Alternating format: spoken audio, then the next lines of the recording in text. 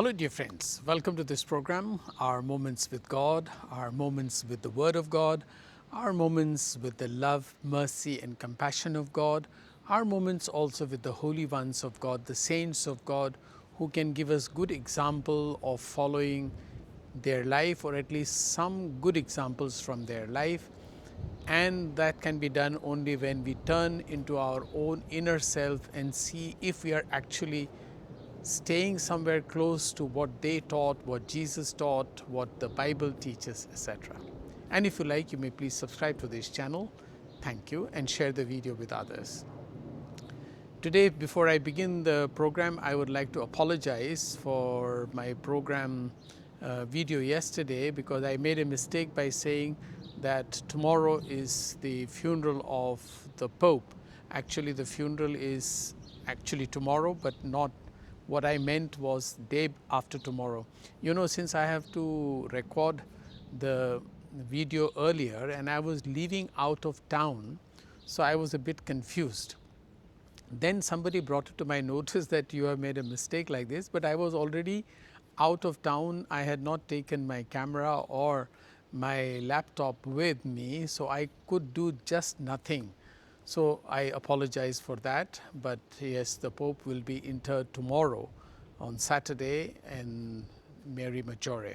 But today, on the 25th of April, first of all, it is a day when my dear sister Flora died 4 years ago during the Corona pandemic. I remember her very fondly. She was a very pious lady and was quite close to me. So my condolences also to her family. But today, on 25th of April, the church celebrates the feast of Saint Mark the Evangelist. Though, if you have noticed, Saint Mark's Gospel is the shortest of the 4 Gospels, but it is one of the Synoptic Gospels. I am sure many of you know, Synoptic Gospels are the 3 Gospels of Matthew, Luke and Mark, because what synoptic actually means is optic. Synoptic means what can be seen together. So these 3 Gospels can be put together parallelly and find lot of similarities in them. That is one thing.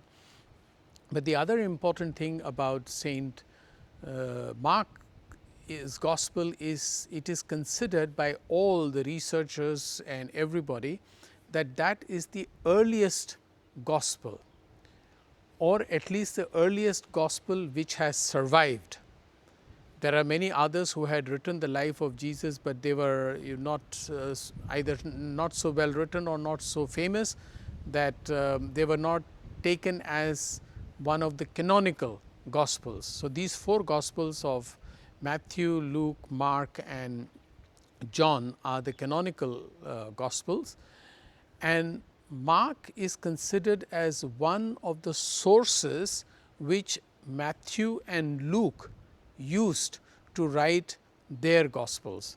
Now, though this is the shortest Gospel, what Matthew and Luke have, they have made other additions, but the main essence of the Gospel of Mark can be found in both of these Gospels. So there are other reasons why it is considered that Mark's is the first written Gospel, and it is the source which has been used by both Matthew and Luke. That is one thing.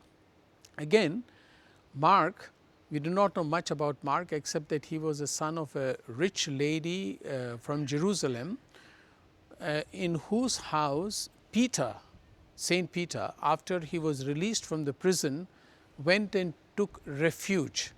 So Mark was quite familiar with all that was happening with the apostles, with Peter, etc. But his uncle, some say cousin, some say uncle, was Barnabas, who accompanied Saint Paul in his first journey. And Mark also accompanied, because some say his uncle Barnabas was there, he accompanied Barnabas and Paul in their first missionary journey, but then at certain point he returned.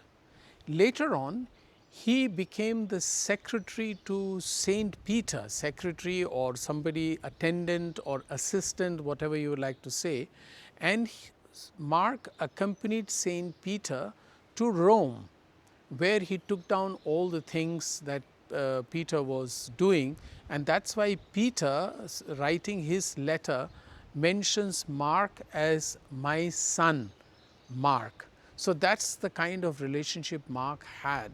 And Mark's gospel is written, and many scholars say, has a lot of reflections of Peter, how Peter spoke, or some call it even the gospel of Peter. Yes, that is by some researchers. But it is important for us to know that Mark is a very important source of our Gospels, and if we have the life of Jesus in the form we have, credit goes to Saint Mark. So we honor Saint Mark today. And if you like, you may please subscribe to this channel. Thank you.